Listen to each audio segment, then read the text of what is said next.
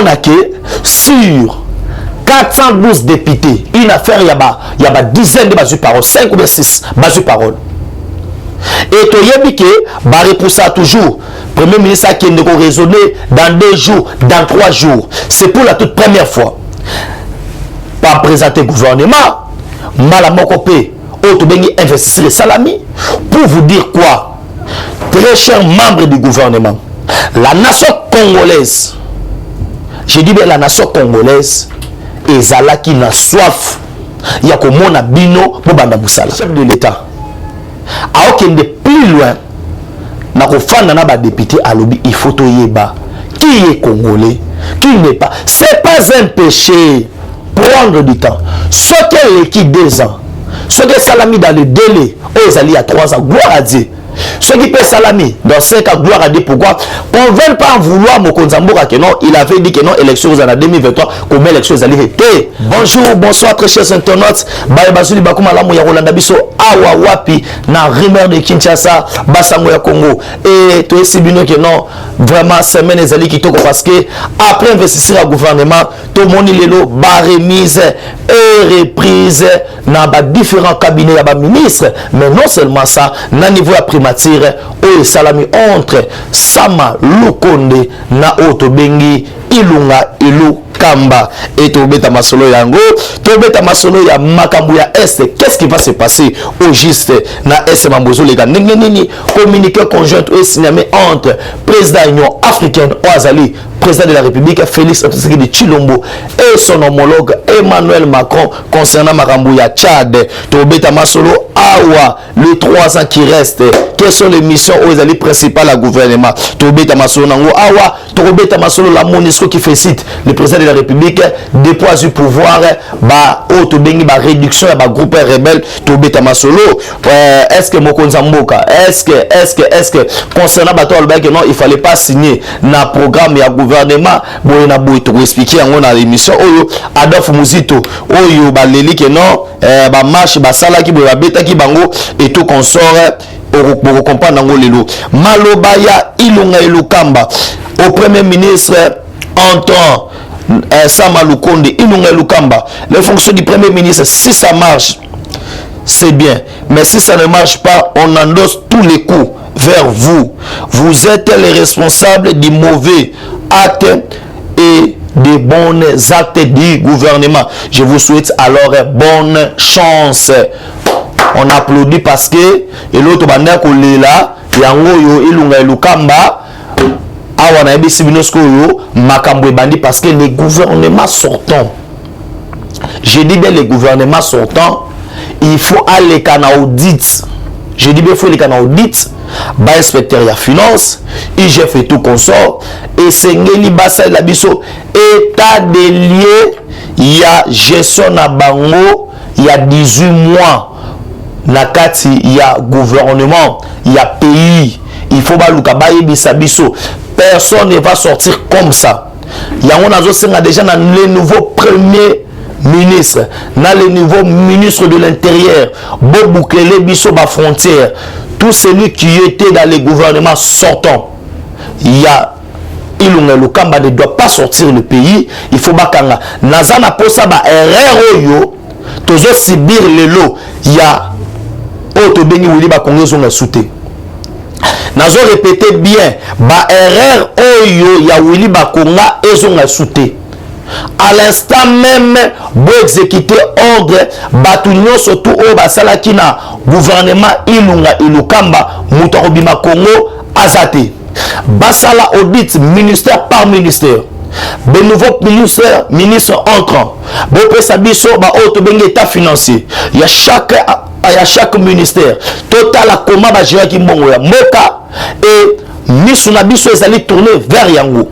Ce gouvernement au côté yoka ba recommandation to pesi bango. Les 100 premiers jours, il y a Sama Lukonde, il faut déjà moka to subir auto bengi changement. Je dis bien changement. Pourquoi? Parce que on n'a pas droit à l'erreur. Mes frères et sœurs, Banda Congo et Zala Congo, c'est pour la toute première fois sur 412 députés dans la salle. On a voté 410 personnes. C'est du jamais vu. C'est du jamais vu. Tout ça à cause d'un entraîneur. Je dis bien à cause d'un entraîneur, Félix Antoine de Chilombo. On a bien qui tous les députés, afin de si bango moral, à si bango que non, dans match à football. Une nation comme nous sommes là, la République démocratique du Congo, tu as 80 millions d'habitants. Mais tu as des fois, tu as une compétition. Il y a 22 joueurs. Et dans les 22, tu as 23 joueurs. Seuls 11 ne participent pas dans le terrain. N'a pas changé M. Salamara. Cela veut dire quoi? La République démocratique du Congo, considérant que le gouvernement comme étant une équipe nationale, ou Bachanga ite, na yebi que non, tango bazo sepela wana, neto mona kalelo, équipe nationale la Tchebi, bajonde ba ozomon ba sepeli, mais nous la population, nous encourageons. À un bon coach, à moni pena que non, na minutes oyoyo. Et Sengel Marambo échangé, Mokonzi Yamboka après cette ligne de conduite et tout le monde fruit nango, na BCO, on était là, salle plein, Libanda plein, banda d'investir le gouvernement. Et c'est pour la toute première fois. Na Congo, au Monaké, sur 412 députés, une affaire, il y a des dizaines de bases paroles, 5 ou 6 bases paroles. Et tu as que bah réponse toujours premier ministre qui ne raisonner dans 2 jours, dans 3 jours. C'est pour la toute première fois. Pas présenter gouvernement, malamokopé, autobéni investir salami. Pour vous dire quoi, très chers membres du gouvernement, la nation congolaise, j'ai dit bien la nation congolaise, et Zala qui n'a soif, il y a comme mon abino pour banda moussala. Peuple congolais ne moutazaki au four et au moulin. Parce que na kokota déjà ba député bazo kota. Population tozaki libanda. Bango comme état ba parlementaire assise, biso ba parlementaire debout, on était là debout, tout si bango que non, c'est maintenant ou jamais. Et tout le monde était conscient que soit avant ce gouvernement wanate, il n'est que parti. Et connaissance des causes, étant conscient, je dis bien, étant conscient, il y a Eloko Bandako Zelabango, les députés n'ont pas hésité. Ils n'ont pas cédé à la pression, mais ils ont crié Nabaloba coach Nabango, Otobengi, son excellence Félix Antoine de Chilombo, Otobengi Mikolo Fachi Koché. Parce que le gouvernement Oyo, programme Nango, Esayo. Esayo O la Kabiso, État de dos la Kakibiso, bonne gouvernance. Sur ça, la peuple congolais, sécurité, recensement, tout est la 4. Parce que les députés dans Batel Pena Monoko, je salue les députés de l'Est. Au-delà de tout, ils sont rentrés dans la salle pour dire que non, on n'a qu'un seul Congo. Aimons le Congo, soutenons Fachi. Et les députés ont compris. On échappe à tous ces députés-là qui ont compris que non, c'est maintenant ou jamais. Parce que la population était là. Tout le monde était conscient. On devait prendre notre destin en main. Et on devait faire quelque chose. Et ils l'ont fait. Et on doit être comme le blanc. Tant on n'est pas là seulement pour notre babé, mais tant que je peux applaudir. Tout le monde était là. D'accord. Banda Congo et Zala Congo.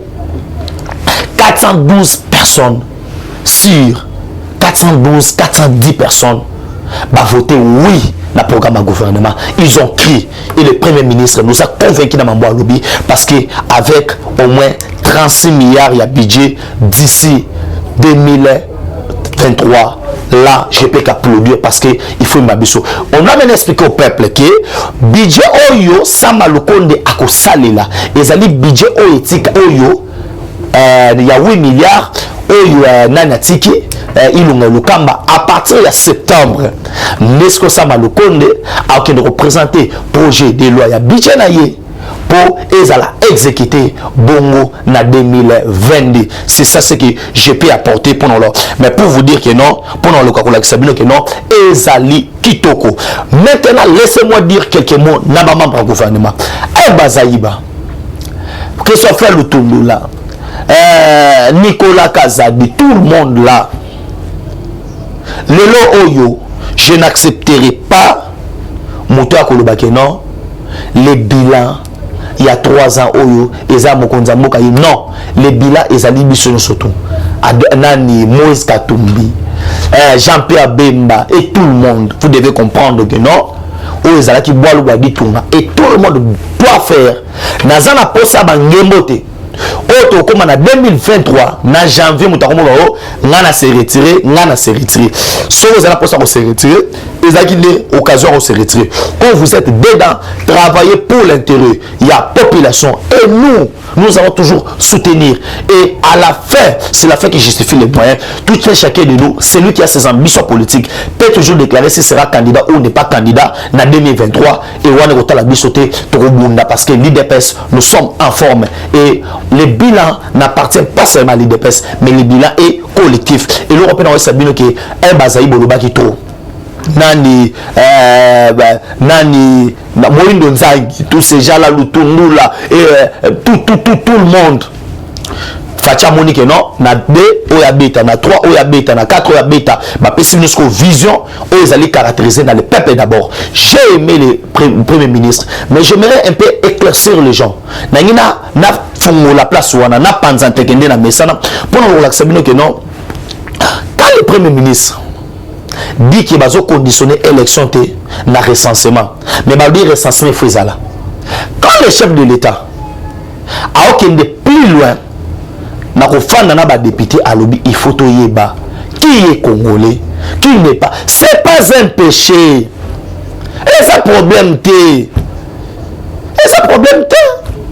kola na ba quartier ba benga yo munuba wana muswahili wana mukongo mais empêcher biso to vendre sika mote na tanga na ba masa na ba mankulu na tanga na ba nani na ntimba na tanga na ba mutombo na tanga na ba kabengele na tanga na ba mampasi to yeba na ke non o aze koloboy mais kabola biso te ezai tribalisme te et aujourd'hui quand les chefs de l'État azobeta c'était pour dans le bac non qui est congolais qui n'est pas congolais c'est pas pour exclure les autres. Quand on dit que soit double nationalité, balobi te que non, bato ba double nationalité, ba komina auto bengi, ba restreindre auto bengi capacité na bango ya kwa sima ba fonction. Muto za double nationalité par exemple, à quoi comme président de la République na Congo. C'est impossible. Il faut t'expliquer on a bandeko. Mais cela ne veut pas dire que on a pris les Rwandais pour ba comme ba Congolais non. Aujourd'hui awa na monde il y a un ministre ou azali congolaise mais azali ministre na Italie vous bien il y a bato bazana kata commission union européenne mais bazaba congolais na Belgique tout le carton kota bato kota milinga te personne n'a dit qu'on va donner au Rwandais auto benini tout est na recensement conséquence il y a recensement et kozana okaka identification à population na kata identification à population to ko lukato yeba ce qu'on azali congolais il y a 100% te. Mon frère, ce qu'on a dit congolais, parce qu'il y a des congolais dans le monde où il y a 0%. Bazalipe. Azan ni tata congolais, ni maman congolaise. Mais, aben na pe na biso. Na mokope, to fout sa ba taxe. Kola ni samaki, bazaba congolais, nous bazaba congolais te. Muto aza mo paya taxe za moi likolo, muto aza mo paya te, o aza mo kolo mboka, ezaka mwana se. Babylone sonne fait le koyebana na auto bengi recensement. Mais na zo répéter bien. Les chefs de l'État ne disent pas de glissement. Les chefs de l'État disent élection 2020. Mais ce n'est pas les chefs de l'État qui ont organisé l'élection. Ce n'est pas l'élection. Le gouvernement va financer les moyens. Na auto bengi commission nationale électorale indépendante. Na auto bengi au NIP la population et tout consort. Mais c'est un travail qui pourra prendre du temps. Ce qu'est l'équipe 2 ans. Ceux qui salami dans le délai, ils allaient à 3 ans, gloire à Dieu. Ceux qui paient salami dans 5 ans, gloire à Dieu. Pourquoi? On ne veut pas en vouloir Mokonzamboura que non, il avait dit que non, élection en 2023, comme élection ils allaient être. Nous sommes prêts pour les élections. Mokonzamboura a reconstruit autobéi glissement, mais il faut na biso toke na recensement parce que si j'ai na ngato oyo na koko lobela mokolo lelo yango wana tokomi parce que tokangi autobengi ba congolais ba école fictif na Congo mais tant sous-titre émission na yango wana oyo tokoloba que non après le nettoyage des écoles fictifs il y aura aussi le nettoyage des Congolais fictifs. Nettoyage des Congolais. Tala, bakangi d'école fictif, oh les basons bakangi de nia, bakolobate. Silence radio. Maintenant, critiquez sur la gratuité. Dites que la gratuité ne va pas marcher. Nia. Matin Fayolo, Adolphe Moussou, silence radio. Bon, critiquer peut-être. Après nettoyage, il y a une école fictif. Tous les côtés, une étape, tout ça, le nettoyage, il y a un Congolais fictif. Racine n'a pas filmé, Josué n'a pas filmé, et ça confirmation que c'est un Congolais. Benjamin n'a pas babouille, et l'on a un Congolais. Et c'est une identification. Tout le cas, qui sont des Congolais fictifs. Na moko il y a des Congolais fictifs. On va diriger pendant 18 ans. Après nettoyage, il y a 4 fichiers. Il y a des écoles fictifs. Fictifs. Tous ceux qui ne paient, na autre bengi ba Congolais fictifs. Ah, de comment on dit Benjamin on a ma candidature. Non. Tous les kasikoyo, tous les kato yeba, parce que ils allaient parmi les piliers. Il y a insécurité dans le cannabis, les Congolais fictifs. Ezali on a le bien ezali babiloko oyoyo ezo mema moko yo na pasi. Quelqu'un qui n'est pas congolais, on a commis congolais na kimukolo.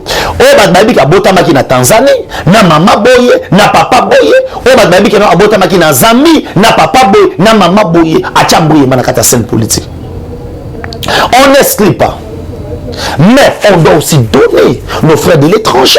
La diaspora congolaise a beaucoup combattu pour ces régimes.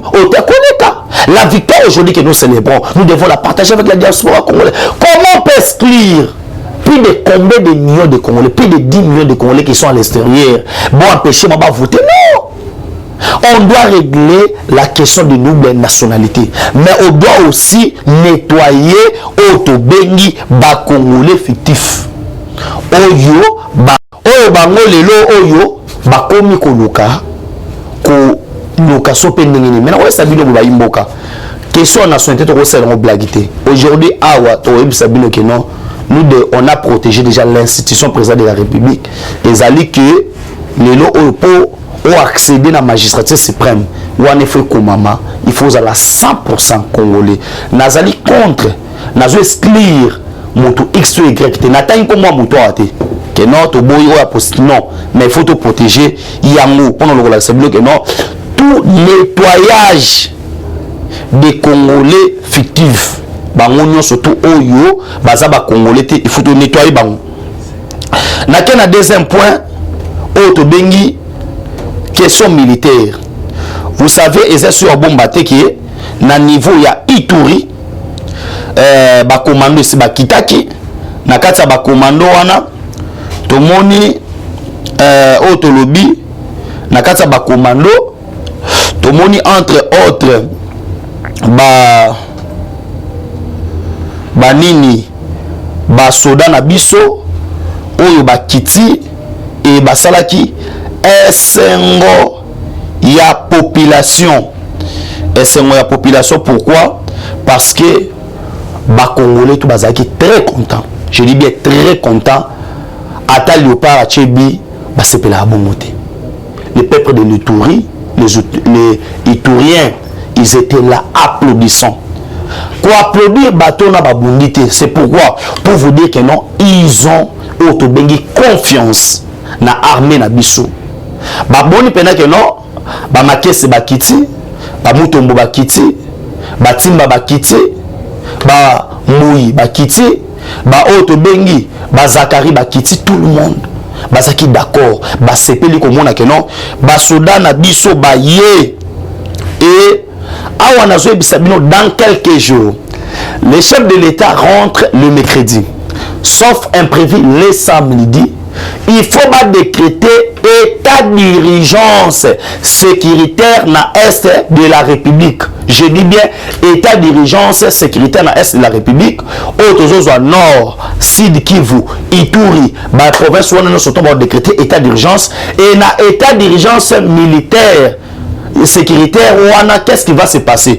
Tout le monde va poser ba commando banani wana ezali ba commanda ba généraux oyo ba général oyo des corps d'armée bangonde ba kozwa les décisions sur ba gouverneur. Ça veut dire ba province et vous allez désormais gérer na auto bengi ba commanda oyo to bengi ba généraux. C'est ce qui va se passer.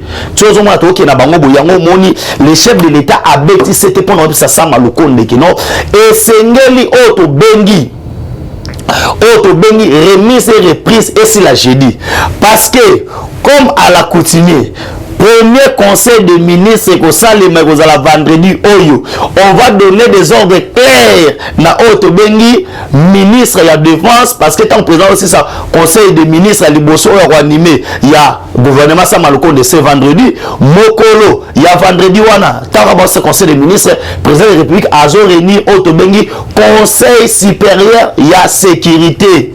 Il y a République démocratique du Congo, eux a composé na auto bengi chef d'état-major général, mais un ministre de la défense, premier ministre a assisté, bako élargir, on a premier ministre et tout consort, bako zalawana, on doit donner les instructions fermes na ministre de l'intérieur, oyo bako zwa article oyo ya constitution, oyo bako tina na l'Assemblée nationale, bako tina na Sénat, oyo bazo senga auto bengi état d'urgence sécuritaire déjà dès ce samedi boko landa yango, boko yoka il faut décréter état d'urgence sécuritaire à l'est de la République. Et puis, qu'est-ce qui va se passer?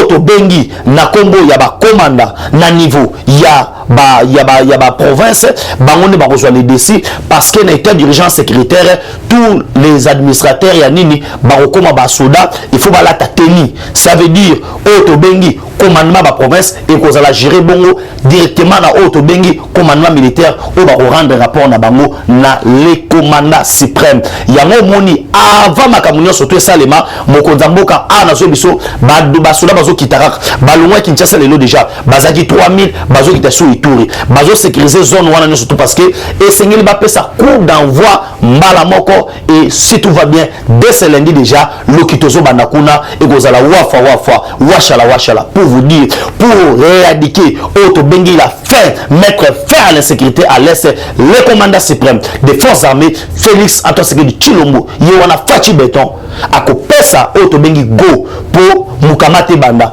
ou mukwata to bana siko qui na est de la République mais quand on a volé sécuritaire vous allez comprendre que non nazoko tasko na deuxième point na passer dans 5 points pour le relaxabilité que non oyo to lobaki yango wana ndito sekende na ko sala yango pour le bani oyo to bengi na kombo ya Monisco a festé mokonza mboka après bilobela. C'est pourquoi je vous demande maintenant les ministres des les journalistes sont gagnants, nous sommes les journalistes des investigations. Dites-moi aujourd'hui banda mokonza mboka azumboka Fachi a récupéré une affaire il y a 76 territoires oyo bakangaki et pas l'ennemi. La Monisco a été contingent la banque française balobi tambo mokonza mboka azwaki pouvoir il y avait 1600 groupes rebelles à nazo bisayo et quelqu'un 120. Là vous ne parlez pas sur ma juste investigation vous savez maman ne faut ça biso maman ne faut ça biso na mo kepina na suka émission makambo ne faut ça biso makambo ne fallait bo keminango bo ça biso que non tala banda mokonza mboka azwaki pouvoir maintenant awawa tout le monde que non a volé sécurité il y a des avancées significatives so bon net le baté quand on le baboy au moins kuna je sors 5 minutes anga ye na ni que TV zali ngongala lukala na chité wala la sabilo que non makambozo qui est tellement kitoko pour vous dire quoi cher très internaute ba besoin de biso mokili mobimba gisolo tete auto bengi ale mula madrette Maroc pour vous dire quoi. Soyez calme. La diplomatie congolaise en marche aujourd'hui. Les chefs de l'État, Azakina, Élysée, Kuna, Bazu, ma décision pour la Tchad, Kalamingité, Mamoutel, ma passeport, Bazo, Fouta, ambassade, Bazo, Salab, pour vous dire que non, le Congo est en marche. Mais la volée sécuritaire, mais dans un acheté, Awa, pourquoi les gens vont mettre à ma bébou? Aujourd'hui, tous les avancées significatives. Maintenant, ils ont un prophète à malheur. À exemple, comme Adolphe Mouzito. Nous allons créer le climat de l'insécurité. Mais quand vous allez créer le climat de l'insécurité pour empêcher les investisseurs, vous marchez encore pourquoi? Comment toi tu peux dire quelque chose et son contraire? Si tu as créé déjà le climat de l'insécurité, ça veut dire qu'il y a une sécurité, il faut applaudir. Vous devez même faire des marches pour soutenir l'insécurité à l'Est et non dénoncer l'insécurité. Comment vous pouvez être vous-même artisan de l'insécurité et vous-même encore, vous dites que non, nous voulons la sécurité. Non! La population congolaise, beaucoup la mise. Et ça, les copains d'abord, Nakala, Adolphe Musique, en 2009, signera un contrat, il y a M23, Bazalaka, on a un surtout, na auto bengi, nani, Bosco Taganda, Batouana, surtout, Makamona, Soba, Botou, na ministre de la Défense à l'époque, Baï Makamwana, Badisre Binoti. Mais à l'autre temps, Nayo qui va gérer ces moko, ceux qui va, top Congo, ceux qui crient le sako, ceux qui n'aniwana. Dire que non, nous déplorons Makambo Salami, la manifestation. Messieurs, samedi, président Zambie a Congo. On a eu toutes les informations sensibles que non, on veut attaquer le cortège, il y a président de Zambie. Balinga qui trouble salement, va attaquer au cortège, il y a président Zambie. Président Zambie Zolikama na Congo pour vendre ma belle image à Fachi, bien rester qui planté. C'est pourquoi Mouzito Bomonaki, ils ont fait tout. Manifestation wana ezala. Baba nango pe na Tchangou. On pouvait vous donner même l'itinéraire. Dites-moi dans quel pays oyoyo un président étranger à Zoya va passer une itinéraire en Zela na ye yo qui n'ont pas la manifestation. Non. La police a pensé tout. Pourquoi? Parce que on devait laisser Nzela pour les présidents Zambia qui n'a comment. Imaginez-vous, président Zambie Anzoli Kama na RDC. Bomoni kopu na bango. Kabila tango mona ki awa ezaki motivé Fayulu na Muzito pour na lobake non. Vous devez faire tout tant président Zambie Azoya awa de Salema na Simanango. Et là ta mwana mboka fachi béton. C'était ça la réalité. Maintenant, si la police a pandi Batouana, ma ben a sali. Et comment bino boko tia marche na bino kaka na itinéraire oyo, bolanda itinéraire ya président ya Zambie. Pourquoi? Tout ça bazo baté, ba imboka pouvoir au lisu likolo a lisu. Je dis bien lisu likolo a lisu. Pour le lokasa bino que non, makamu na zagi nango yangwana. Article 91, article 90 et puis sinango ba bilo on soit au clair. Les chefs de l'État, programme et gouvernement, le programme et gouvernement, et programme et chef de l'État. Comme chef de l'État, Azaka redevable dans l'Assemblée nationale, il prend son programme, il appelle ça pas premier ministre, pour qu'il ne redéfendre. C'est pourquoi au Monaka, dans le régime semi-présidentiel, Moutou Oyo a président du conseil de ministres, et Zalaka chef de l'État, et premier ministre, premier ministre à président du conseil des ministres, en cas d'empêchement à président de la République, ou soit il y a délégué pouvoir naïe. Et puis, Moutou Oyo, après ça, qu'à l'ordre du jour, maman le conseil des ministres, c'est le chef de l'État. Et ce vendredi, il y aura bien et bien le premier conseil des ministres, il y a le gouvernement Samba Lukonde, qui sera bien et bien dirigé par le président de la République, Félix Antoine Tshisekedi Tshilombo, Baki Selaye, Fachi Beton. Faut vous dire que non, Makambozo qui est malade, oh Asinaki, oh Asalaki Boy, oh Anezia sous débatté, les prophètes des malheurs, Inosaki aussi mbatté, Boyna Boy, Boyna Boy, Boyna Boy. Aujourd'hui, on a fait les cartons pleins, 410 députés sur 412. Félicitations aux très chers, honorables députés. À l'entretemps, je félicite encore le gouvernement Samba Lukonde. Et pour vous dire, mais c'est Premier ministre, être Premier ministre n'est pas un privilège, mais il faut bosser. C'est plutôt une charge et vous devez énormément bosser. Pourquoi? C'est pourquoi on a commis Nasuka, il y a une mission Mokonalo, n'a pas merci là-bas, pas de soutenir Bisso. Maman Nanga, maman José Tumba, maman Lumière, maman Blessing, Nabo Sanité, papa Dipa Danzambi, pourquoi pas, n'a pas sa moté, n'a pas oh, nous sommes là, n'a pas Bisso de l'or ou bien de près, mon pote, mon ami de tous les temps, Otobeni Jimmy. Congo et Zambie à Pambola Bino pour Nangana Bino Tokote la Bino Mokolo ya Lobi numéro de téléphone Zali Bongo plus 143 9 70 40 89 57 plus 143 9 70 40 89 57 soit au combien ngai na Benjamin Mona Souka na Rosala ingrat sur la PCT caméraman na Zagina Sima il y a caméra Mkonelo ndeko na biso Josué Nzamba Pambola yo et ba on sur balinga biso Kolonzambe abattre la biso soutenant Fachi car Fachi c'est notre frère, c'est notre sang. Merci. Eshima, votre magazine qui bat au rythme de l'actualité. Une réponse à vos besoins en information, un éclairage dans divers domaines. Impartial, documenté, instructif. Eshima au cœur de l'info. Retrouvez la nouvelle édition. exclusivité. Eustache Mouandi, ministre d'État, ministre des Ressources hydrauliques, relève le défi de la libéralisation du secteur de l'électricité. Des actions concrètes. Cap sur la libéralisation de l'électricité. Installation des mandataires ARE et ANSER. Fonds Mwinda, qui permettra de fournir de l'énergie électrique propre à 15 millions des Congolais. Signature contrat B-Box. Plusieurs protocoles d'accord signés dans le cadre de la mise en application de la loi sur l'électricité. Les avancées enregistrées dans les secteurs des ressources hydrauliques et électricité grâce à la vision du ministre d'État Eustache Mouandi représentent un acquis indispensable qui balise le chemin vers l'effectivité de l'amélioration du taux de desserte en eau potable et en électricité. Focus. Payer l'impôt est un devoir civique. Le directeur général de la DGI, Barnabé Mwakadi, sensibilise les assujettis. Dossier Eshima, les épidémies les plus dévastatrices de l'histoire. Nation, le ministre d'État Ribens Mikindo met en valeur les blocs pétroliers et gaziers de la RDC afin de transformer les potentialités en hydrocarbures en véritable richesse. Élection 2023, le compte à rebours de la Senco. À lire également les portraits de Kelly Kounté, journaliste chevronné. Économie, budget 2021, moins ambitieux, plus réaliste. Culture, les tabous de l'inceste. Retrouvez l'intégralité du magazine Eshima dans les kiosques. Eshima Magazine, un nouveau standard d'information.